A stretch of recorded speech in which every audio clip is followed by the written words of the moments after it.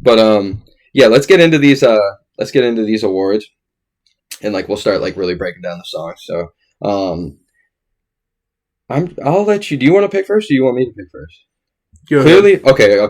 So just so you know, leave the most relistenable for the last, clearly, and then probably leave the Andre 3000 one for right before that. All right. Just so we can really break down some lyrics, because I want to give the lyrics some time. But so I'm gonna go. This one's gonna be the fun one. We'll break it up. Just we'll start it off just because. Shouts out to Dr. Dre for helping produce with Eminem on that 50 Cent album, Get Rich or Die Trying, we just did. So one of my favorite awards, and I'm excited to see what you have on here because there's so many fucking options. The Dr. Dre Award, which is the best beat. So like, I'll let you answer. You're gonna, but I'll give you some. I'll give you not even imagine I would ever pick. I'll give you some options of like what I kind of think like, because all of them. Let's be real, all of them on this one can, because he literally produced this entire mixtape himself.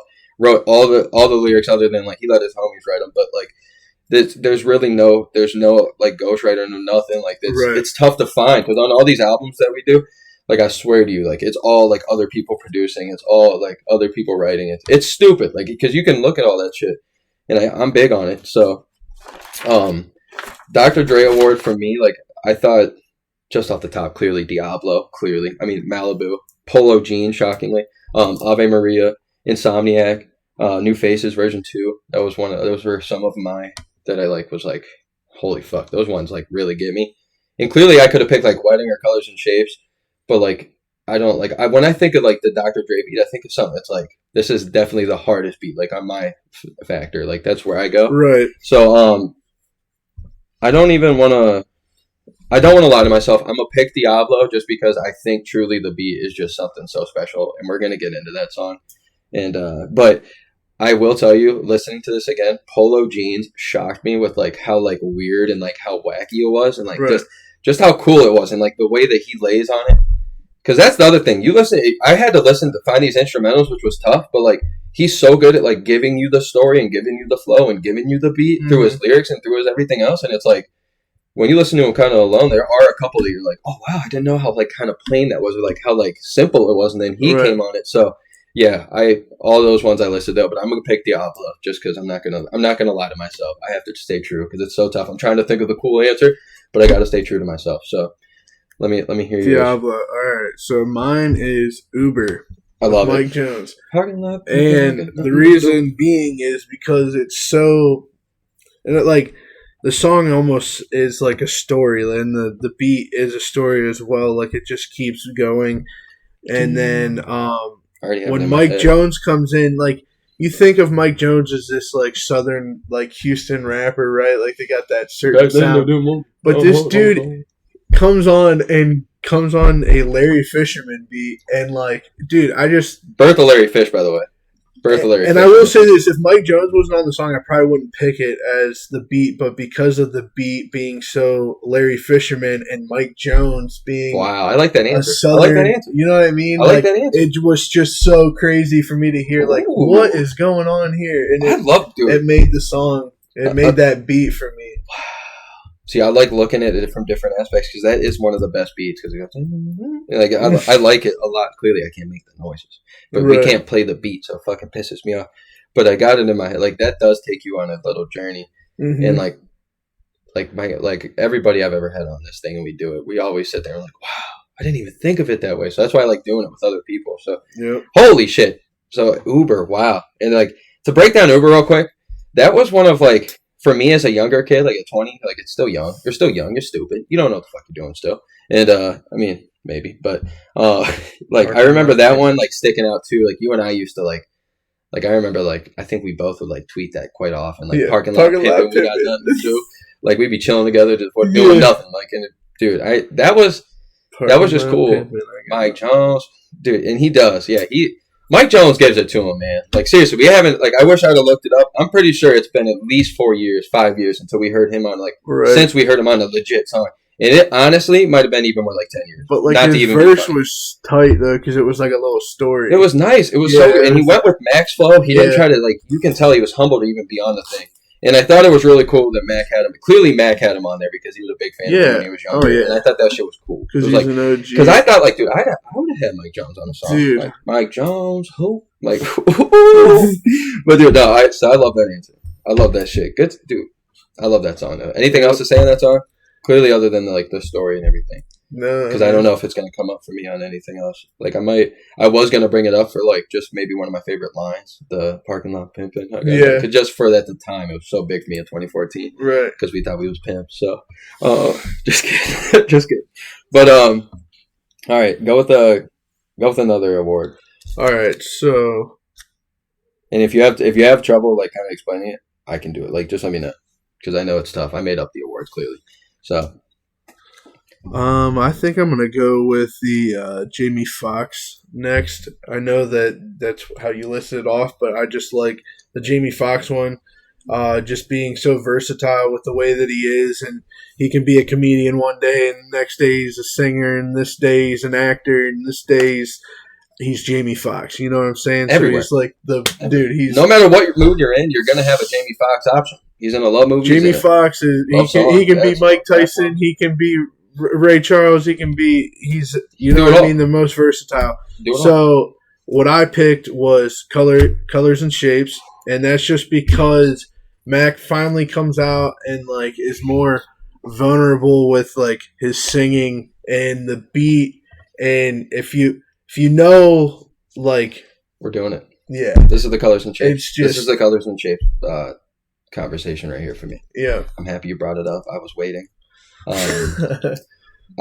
This song, I know I got emotional when I was talking about it. Colors and shapes, dude. This song right here might be the best song on this entire fucking mixtape for me. And it's not probably to most people it's not the best listening, like up to the ear maybe, I don't know, like to a lot of people. A lot of people don't like Slow Mac, so but like for me, well, I guess if they're not into his voice, I mean, so okay, so let me explain this shit to you. So like I have never, because like I've dabbled in psychedelics in my life, but not at this time. Oh, and this crazy. At 2014, no, I hadn't at that time. So it was like that song gave me such like a. It would maybe honestly, dude, it might be the first song that really put me in a trip. Like, because I remember, "Bitch Don't Kill My Vibe" used to with its beat by Kendrick used to just because I'd be high or whatever. Like for the first time listening to that song, it just like it's like it was in your head. Dude. It was like a perfect fucking vibe. Yeah. Colors and shapes, dude, puts me on the perfect trip. You hear him vulnerable as fuck. I wish I could have asked him if he wrote this shit while he was tripping balls or it must have been the story he really was on. And dude, oh my god, everything he says in it is just like abstract as fuck. He's talking at one point.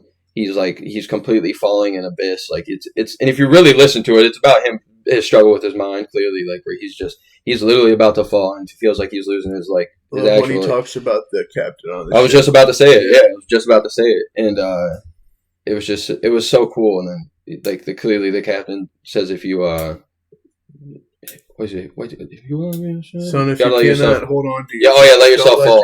That's it. Yeah. Don't let yourself. You gotta let yourself slip, and then you say, "Oh," and you start singing. But dude, I don't even know if I can do it justice trying to describe what that song does to me. Like for real, like because I'm that guy that likes storytelling. Honestly, that's why I like old rap. Like because I like those guys actually used to say a story. Kendrick says stories like J. Cole. Like that's why I stay true to those artists. And like just even listening to them, if they're not telling a story, listening to it's gonna give you a story in your head.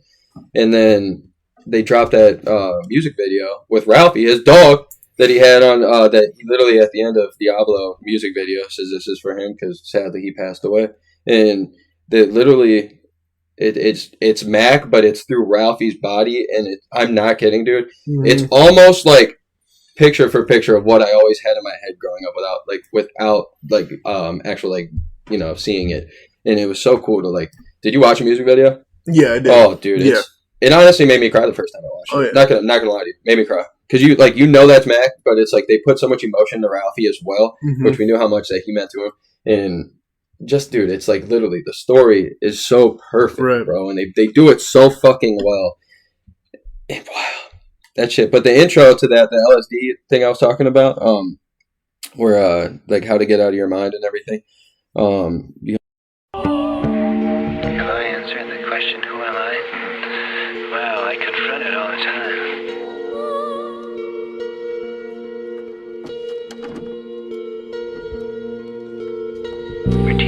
how to use their head. The point is that in order to use your head, you have to go out of your mind. You have to go out of all of the static, symbolic ways in which you think. To learn to devour, all those things. It's the intro to a 1966 documentary. It's How to Get Out of Your Mind, the LSD Crisis, by Timothy Leary. And then it's on the outro, it's part of the same quote, but it's read by a woman this time instead of Timothy Leary. Oh wow! So, but I actually didn't know that. I got pretty deep into this shit, but that was produced also by Larry Fish and Thundercat. And if you guys don't know who Larry Fisherman is, I don't even want to. I'm not even telling you who it is because you're stupid. You shouldn't be listening to this. So, dude, wow. I like that a lot. So that's your Jamie Foxx award. Sorry to keep going to that. I just love that fucking song. Yep. And so my Jamie Foxx award, most versatile for me. I like Colors and Shapes a lot. Mm-hmm. That's one of my favorite songs. Wedding's one of my favorite. But like, if I had to be true, I like New Faces version 2. That's my shit with Earl. Mm-hmm. I don't know why. That one always like, it's probably not the one that's gonna get the most play by a lot of people. But that one used to be like my shit when we were like it first came out. That was my stuff, and I just think like I can always and even Uber, like you said, that's even another one that you could really listen to anytime because I just like the beat. The beat almost. If I could just listen to that instrumental, it would put me on a trip quite like Colors and Shapes does. So, do you have anything else real quick to say about Colors and Shapes? If you wanted to, before I'm a dick. Sorry, I'm so sorry. And if you have anything to say about New Faces, because it's gonna come up for me. I'm saying. Oh no, it's fine. Gonna say it again probably because it's gonna come up on an award. So that was the Jamie Foxx award, most versatile song. I love your pick, by the way. Thanks. Clearly, I talked about it for 10 minutes. So, alrighty. So now to go in order. Let's get this out of the way. This is probably gonna be the hardest award for me. The Jackson 4 Award. And this one, I wanted to say this too because it's tough for you to like, kind of like describe it. I'm guessing. So this one is like, all right, you got the Jackson 5. Michael Jackson, all the other Jacksons, like they're killing it. ABC killing you, and they're making that money. But like this album would be Michael Jackson, right? And like so, if you take the Jackson 4 away, you take a song away, it's still Michael Jackson. It's still the greatest artist of all time. Like this mixtape's still not going to take a hit at all. So like it's got to be a nitpick. What song would you take off? It's like it doesn't need to be taken off, but I'm saying it's the Jackson 4. Like it didn't need to be gone, but guess what? Michael was outgrowing them. So that what song, if you had to pick one, gun to the head, I know this mixtape means a lot to us. We wouldn't change a thing. But if you had to fucking pick one, which one would you pick? Because for me, hear me out. What's tough? Let me hear it. No. I was happy to say it because I was giving you time to hear me out. Wedding. And I hate to say that because I love that song. But the reason why, without that song, you still have like a full abstract-y weird album. Like when you get to Wedding, it starts to get into, oh wait, I'm still extremely vulnerable. I'm now listening to a love album. Like, you know what I mean? If you take that out, it just keeps following I'm in a trip, man. I'm in an absolute trip right now. No, so like, unfortunately, I love that song and I want to keep it, but for the fact of like the fluidity of the album, it could be removed and you would never notice. All right, real quick, just to ask you. Do you think the only reason I didn't, because I, for me personally, I would have probably took out at the time when it first came out, not to be a douche, I would have took Happy Birthday off. But but the reason that I didn't take it out, hear me out here, this reason I didn't touch any three of those was because I always felt, like, I don't know about you, but like I felt like during this whole time, if you look at the track listing, it goes Happy Birthday, Wedding, Funeral.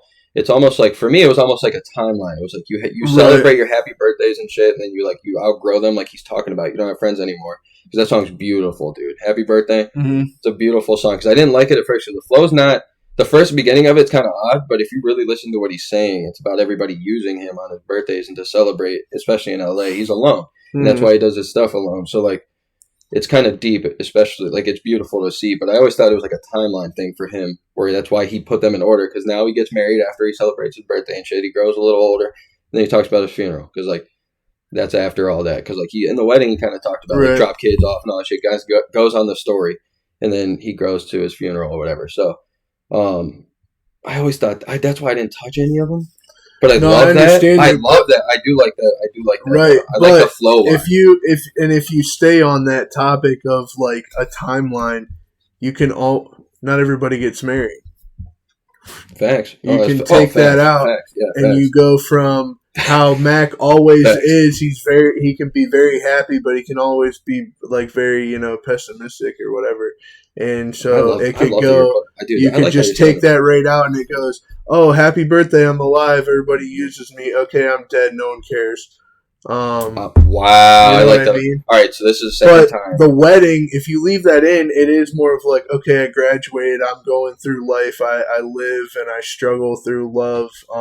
And I agree. No, that nature. This is the second time in 2 podcasts now that I was absolutely mind blown because my cousin Walt picked this for the song that shouldn't be on the album was 21 Questions, and I was shook. So I'm like, that's one of the best songs. But then the way he described it was like, if you listen to this entire album, it's nothing but just like you want to be a thug, right. Like it's hard, like you're in it, and it's like this is the one song where it's like I think his producers made him just do something where it's like you need to get the girls into this, right? And he doesn't think. But I was like Nate Dogg, so that's one of the best songs on there, and that's how I feel about this. Wedding probably in my top 5. So it's like that's why I didn't want to take it off. But when you describe it, I'm like, dude, that's actually pretty awesome, and so I love it. Honestly, I like it a lot. And then it's so tough to take any song off because they're so amazing. Oh yeah. But like I said earlier, kind of went to it. Thumbelina for me, just like there are some amazing lines on there. Don't get me wrong, amazing lines. I love it to death. Mm-hmm. But like just for me, I didn't think like the hit my ear the best. So that's why I can agree with that. So like for me, if that song's not on there and I listen to 23 songs instead of that, I'm like, okay, I didn't miss a damn thing. Right. So I get you. For me, I would miss Wedding, but I like how you said that. Like and the way you described it is like as a story. Right. I love that a lot. That's actually, dude. That was actually right. All right, I like that a lot. You actually blew my mind there. Yeah. So, all right, that's a Jackson 4 award. It was so tough for us to pick any songs. We don't want to nitpick. Yeah. So you pick another one. All right. I think I know what you're gonna pick. But I won't say it. I think I'm gonna pick the Jamal Crawford 6-Man award. I love it. I love it. That shit's tough. That's the toughest one on here because like I'm trying to still think of my top 5. So what do you think? All right, I mean, you want me to answer it first? Yeah, I want to hear what you got. Alrighty, I want to save our top 5 for after, but like I'm trying to let me just think here real quick because I got this one might actually be easier to pick my top 5, but it's like that 6 song because like there's 24 songs on this mixtape, so it's tough.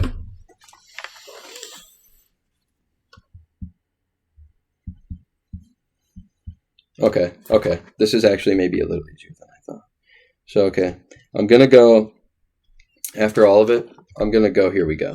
I think that's, no way. For me, it's 6. I think so, just for me, just because it's like, I think, that's, are you about to say it's yours too? Yeah, that's what I had too. It, dude. See, I want to put it in the top 5, but there's so many songs on here. Right. But like, it's just how like, you can tell how much that song means to him. Yeah. This is the conversation. I did it all without a J feature. I did it all without a Drake feature. I did it all without a Dre feature. And I did it all without a J feature. You hear it all. And it's like, it's just like, and you hear it because it's true. He did this all. Let's not fucking forget. This dude's one of the first fucking solo artists out there without a label to go out there and just kill it and just sell everything. Like, yeah, he made a label. You know what I'm saying? Like, that's how he's going to do it. And the guy is the smartest. He literally carved the path for so many artists, and it's gorgeous, dude. And people don't talk about it. Mm-hmm. Like, and it's really upsetting.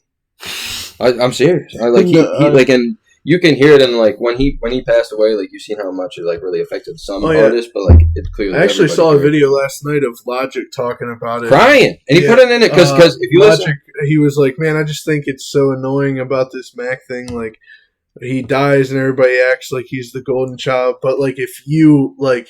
Facts. Real hip hop people Facts. Like us in the industry, we knew how dope he was. Like, well, like why didn't we tell him how? Like, why couldn't we have said this when he was alive? Like, why are we treating him like this now? Like, he's always been dope. Like, he's always Facts. Been. And he's literally and to go into that kind of because Logic's that same way, and Logic's used a lot of his beats and shit on the Young Sinatras. So I thought that was beautiful. But like on Here We Go. It's literally a fuck you to the industry. It literally is, like we've been talking about. He's like, he said, I didn't know, like whatever, until I messed with a brain feeder, calling all the rappers brain feeders, which was gorgeous. And then that's where he finally says, if I am in your top 10, then you were racist, which, and I'm trying to be a legend by tomorrow. Like that whole thing, we could read it all, which it's going to make an intro here. But I also liked how in the beginning of it begins with a paraphrased version of Oath of the Knighthood from a 2005 film, Kingdom of Heaven, which is said by Liam Neeson and Orlando Bloom later in the movie. But be without fear in the face of your enemies. Be brave and upright, that God may love thee. Speak the truth, even if it leads to your death. Safeguard the helpless and do no wrong. This is your oath. Yeah, had to look that one up too. And then the outro, it's first of two references of 1980 film Where the Buffalo Roam, which is the damn rabbits. Golly, you hear a lot of savage and unnatural things about people these days. Which I'm gonna try to play. I'm gonna try to play, honestly. Go nuts when I go nuts when I. Oh my god, I want to just wrap it off. But all right, so that was clearly our awards for that one. Let me hear. Do you have anything else to say on that song? No. I like it. I like it a lot. I like it a lot. And then let's go with the LeBron James MVP award. I'm excited to hear what you got to say about this one. So this one's a little tough to explain too, but diehard NBA fans are going to understand this one. It happened with Jordan. It happened with Kobe. It's happening with LeBron. But we're going to call it the LeBron one. It's where like he probably from like 2009, 2010 probably deserved MVP like all the way until maybe a couple years ago. But the people that vote for him and stuff are not going to keep giving him the MVP because it's just not fair. They're trying to get everybody's like market up and everything. So. But what song to you is, without a doubt, to you, MVP of this fucking song? Like, without this song, we aren't winning a championship. Like, what is that song for you here? Diablo. And yeah, guess what? Yeah, I love it. Diablo. You cannot pick another song! You can't pick another! Because Diablo you just, dude, and even the music video, like, oh my god. I mean, if Tree J ever hit the lotto, so arigato. Girl, you know I'm more famous. Rich. Oh my god. Arigato. Dude, I'm not lying. So like it has to be that just because you just hear that song and because at that time you're hearing a lot of talk in the rap game, like in this era is when the whole who's the god, you know what I mean? Like who's rap god, who's this, who's that. Well, Mac's like, well, fuck that. I'm the rap Diablo. So I'm happy you picked it. It's got to be the song. I've always, dude. All right, so I said it. Like In the Club was MVP for 50 just because what it did for him and his stardom, and that song was probably like one of the biggest songs ever in the early 2000s ever. Like the song was huge. You remember that thing taking over, and then all those songs in there are hot. This right here is like where. This is like Eminem's "Lose Yourself" to me. I'm not trying to be funny. No, I really think this is the peak Mac Miller performance of all time. I think his creative space, his play on words, it's literally the greatest song I think he could have ever done ever. Like, don't get me wrong, project wise, he still went on to kill it, make better projects. But I'm talking a frame of mind at the peak of his like creative mind. I think that was it. I'm not trying to be funny. Like, that's probably Mac Miller's best song. Oh, yeah. Easily. And, like, I'm happy we finally talk about it because it's like this song, I don't know if you remember, but this always takes me back to Jake Fedor's house with me, you, and Colin Espinosa. Shouts out to Colin. I haven't talked to him forever, but, like, we were listening to that in my, like, beater fucking car. I think I had, like, I think it was Linda the Intrigue or something. My God. Or it was, I think it was, actually. It was that poop-ass car. And we were listening to that song. Like the entire way there because we had to pick everybody up and we rode there, and then my car died because ran out of gas, and then I forget who took us to the gas station, but we were listening to that literally listened to the song the entire time, and then as soon as we got in my car, it was playing again. So like that's probably like it takes me back every time to that. I've had so many like it takes me back to mowing back in the day because like this entire it's funny not to be funny here, but like this entire mixtape takes me back to like mowing a lawn back in the day because I used to have to mow my dad's yard, and this was when this mixtape was out, so it's in my head playing, and clearly Rap Diablo's clearly gonna get. It's only an hour. It took me about an hour to think through so it was literally perfect timing, and that was about halfway point where you're into it. And you're like, oh yeah, I'm into the music. Oh yeah, it just sets the tone, dude. That song. We're gonna read the lyrics off because it's probably gonna win one of the awards for the Andre 3K award, I'm guessing. But that entire song in total, like I'm gonna put the lyrics up. Don't worry, because I just think that like it's so beautiful, bro. Like it's probably like not to even be funny. Like no, like I clearly in my life this is a biased thing to say, but I'm saying like for like true hip hop heads and like true fans of like music, this has to be in there in like a top 150 song of all time. Like not to even be funny, maybe top 200, but not all like of all songs ever. I'm talking just rap songs, and I really think that. And I'm not even trying to be funny. Like clearly you and I are probably thinking like all top 10 song, but like I'm saying like truly break down everything. Like you take all the Tupac, Nas, 50, Eminem, you take all of them. Like Jay-Z, you take all of them. And it's like I'm telling you right now, this song bar for bar up there with any of song you could give me. And I feel like it's facts. Yeah, I think so. And if you don't believe me, I'd listen to it and tell me. Like, you literally listen to that song, and the wordplay is so fucking dumb. Like, it's not dumb. Like, it's just stupid. It's amazing. It's literally... Strong arm him like I play the trumpet. There's so... Oh, my God. The bottom barrelless aside. Oh, my God. I told my bitch if she don't love me, then just lie to me. I'm finer than the winery. Oh, my. Taking from the rich, this is piracy. Finally. I don't even need my fucking eyes to see. Oh, my goodness, dude. Yeah, I mean... Just come and die with me. Because guess what? Because everybody got dead home. Oh, my God. I'm like, a dead homie. That's so true. I mean, think about it. But yeah, to go into it again, this mixtape is heavy, heavy, heavy. Like I said in watching movies, heavy, heavy, heavy. Like if he died right after this mixtape, you're not shocked. Just saying. The drug references and stuff, you're not shocked. So, anything else to say on Diablo? Because we're going to read some lyrics off, I'm guessing, because I'm going to have some for you. It's fucking legitimate.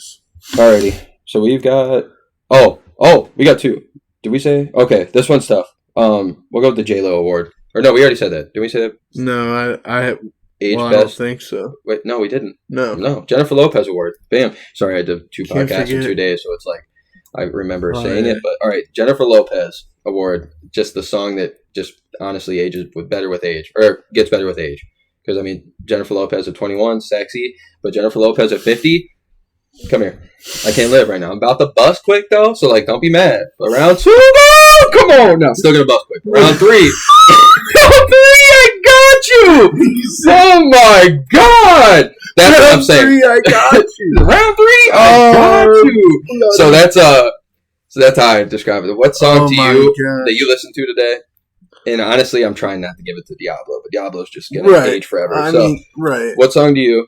Me, I'm going to go a little bit more dark on this one. I love it. For me, it's Funeral, and that is, like, unfortunately, because he has passed, it is more like when you listen to it, is like you can start to really, like, just, I don't know, it just hits different. It hits different. It does. Now that you know what I mean. And so the intro from Hunter S. Thompson, it was pretty deep. Wow. Yeah. I didn't want to pick it, but you know which one actually caught me off guard, and I really thought like really just blew my mind. Like listening to it again. Polo jeans with Earl sweatshirt. That beat. They chose the Gummo rabbit scene to show, like the movie Gummo, the rabbit scene. Damn rabbits! Damn you, rabbit! You smell like fucking piss! You can kiss my ass! I hate my damn rabbit. Fucking rabbit! Kill his ass! Kiss my ass! Because he's trying to show people how like the critics review his music. And, like, he's technically the rabbit. Like, everybody's just picking on him and shit. So, like, I don't know. And then I'm going to read the, like, on my Andre 3000 award, I'm going to read the first couple lines from the verse. Because that verse, a lot of them, all the songs have so much depth into them. And, like, but, like, it's just, oh, my God. It's amazing. So, so what we got? That's our J-Lo award. So we got, And then Scottie Pippen. Your best feature. This one's tough. Your best feature. For me, it was Rain with Vince Staples. Ooh, I like just because Vinny and freaking Mac are just, they're the OGs. They've been with each other for a minute, and it was just my favorite feature on the album. I love it. I love that. You honestly can't go wrong with any of them, to be honest. No. If you pick Rick Ross, you don't listen to this mixtape. That's all I'm saying. Because it's not. I hate to say this, but, like, He might be the worst feature on there. I'm not trying to be mean. If anybody else were doing these things, I feel like a lot of people would have just picked Insomniac and things of that nature because those were the more like that's like popular song. But like, I'm gonna be real with you, Mac. I think Mac did that to show like I'm better than Rick Ross because he murdered it. Rick Ross listening to that was probably like, fuck, I'm just like mailing it in because I can't go with that. Like seriously, like Rick Ross shit the bed. Not to be mean. Fuck you, Rick Ross. Just kidding. But so I like that a lot. But I'm gonna be honest with you. Mac would want us to say, shouts out to Larry Fisherman. You probably win it for your producing skills that you put on here. But clearly you can't give it to him, so I'm gonna give it to Sir Michael Rocks on what do you do. I just think like he just brings a different like because so does Earl, but like I think for Sir Michael Rocks to be on there where you don't really like that's one of his only like big songs you really get to listen to on a mainstream level. Like I mean he is a good like rapper and everything, but like let's be real, it's probably his biggest feature ever. And for him to like bring Mac into like this weird, or Mac might have brought him there, but like I liked how him, Earl, Schoolboy, Vince Staples, I like how they all went into that studio free-minded and literally just was with him. Crazy with Schoolboy Q does it really well. Like I wish I could have picked him, but he didn't give me a verse. But I went with Sir Michael Rocks because I think that's like a huge like a boot to fill. And he did. I thought he was just abstract. How abstract all these songs are. I love it. But I was really impressed by him the second couple times going through, or billionth time going through, but to re-listen to it. And so that leaves us with the Andre 3000 award, and that's just best verse or line. And this was so tough, dude, because you could pick this entire fucking mixtape. Like, I'm not kidding. This might have the most of all the albums and stuff that I've done so far. All the iconic albums, mixtapes. I guess the second mixtape, but this easily has like the best like bars to lyric ratio. Like, it's not just bars where he's just hyping up a fucking crowd. It's more like I'm going so in depth, and you have to like lyrics, and you have to be able to listen to music and like digest it to like this stuff. So I'm just gonna read a couple off, and then I'm gonna give my answer. But I just gotta get these lyrics up real quick, which they're gonna be on the screen, but I'm just trying to read them off real quick for everybody. So my first one that I want to pick, second verse, Malibu, where I really like, because if you like Mac Miller, clearly this line's huge. It's like, I'm the only suicidal motherfucker with a smile on. Let's hold hands and sing the Bible. That's a violent song. The high strong, eyes low, ride along. Everybody grab a fucking number. This is a diathon. Kill me. Oh, I'm the bomb. No, literally back away. I'm the bomb. Like, now let me get my line on. Wow. And then he goes on with the 85 grand, get you the heavy ass wrist, and then you kill me. They just yelling. That's it. Like, the deadly combinations with the ecstasy sniff. Like, he just goes on. He just keeps going. Like, the whole flow, the whole everything. Like, and clearly, I mean, he definitely was. I liked how he said, I'm the only suicidal motherfucker with a smile on. Because sometimes life gets tough, and you got to have that smile on you. So, like, I thought that was pretty dope to see his mindset. Right. And then if you have any right now ready, you can read some off. If it's your winner, do you have any like for my Andre 3000? Okay, if it's your winner, let me know. Yeah, because I think my true winner would sorry to be a no, you're fine. There's so much. The second verse, Ave Maria, was phenomenal, but I have to stay true again, and I'm gonna have to just for the respect of the song. I'm just gonna have to go with Diablo's entire song. Like, I'm not even trying to be funny. I'm not trying to like take a cheap way out. That song is that phenomenal. It deserves to, like, seriously. I'll put it up, but like, just to start. Sorry to take it over, but like, it's the rap Diablo. Macho when I drop flows. Bar gets raised up. It's me and PD Pablo. Colder than Gazpacho. Colder than the mono. Rapping head honcho. Rocking shows like I was Bono. I go play a couple keys on the piano. Like, at that point, you're already like, what the fuck is this? And then just keep going. Industry a lie, all the promises were hollow. Follow me, I could show you where we bees at. How I get this G-Pass. None of your fucking beeswax. These raps. See, I could keep going forever. But like, and then he just keeps going. And he talked about Dead Homies, which was cool. And then the second verse where he comes in, my mind is Yoda, I'm an Ayatollah. These other rappers just a diet soda. I found Jehovah in the darkest places, empty as apartment basements. This a marathon, gentlemen, go ahead and start the races. Save the coffin spaces. Don't come up missing. Tell your bitch that you've been tripping. Now you on vacation. and then rap. Like, he just keeps fucking going. Just keeps going. So I'm gonna have to give Diablo's entire song. Sorry to take the cheap way out. Also, second verse of his on it's the third verse, but on What Do You Do was really phenomenal. And Polo Jeans I thought was phenomenal. But all right, let me hear yours. Sorry. I just wanted to give him due justice. Mine is Apparition, and I love it. Because I've always liked how Mac always challenges religion. Yes, in a way. I had the same thing with Did he have one of those? So, like, in Apparition, he goes, God was going to kill me, and I'm glad he didn't. He might have made a bad decision. He just left me with an ocean and a bad religion, while Mary Magdalene laughing, smoking a pack of Winstons up on a church hill, acid tripping with older men. As they tell her story, she's seducing them, but she only using them. So, but the one part that always sticks out to me is how he, in this line, says, Mary Magdalene laughing, smoking a pack of Winstons, and then he says, Churchill, up on the Churchill. Yeah. And he's like, like, dude, the wordplay is crazy. So he's got the wordplay on it's just like, oh my God. So that opening to Apparition is one of my favorite. And then just an honorable mention real quick, too, on Malibu, where, clearly he's talking about check myself into rehab, that type stuff. Like, it's just kind of like, whatever, might die before I detox, all that shit. But I really liked how he said, kill me now if I did it all for hip-hop. And then that whole line where it's, we keep chiefing while police watch, lost in vibration, sirens blowing up the weed spot, Heisman hopefuls all growing up to be cops, chasing gangsters, but they'll never find the G-spot. Oh, my God. Are you fucking kidding me?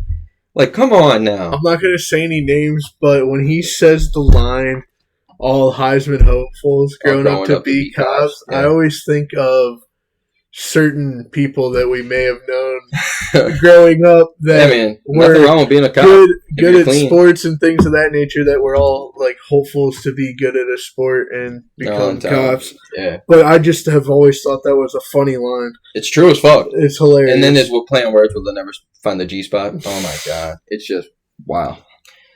Any other, like, because clearly this entire fucking mixtape, we could break down every single song, give it a true award for like best verse, best line.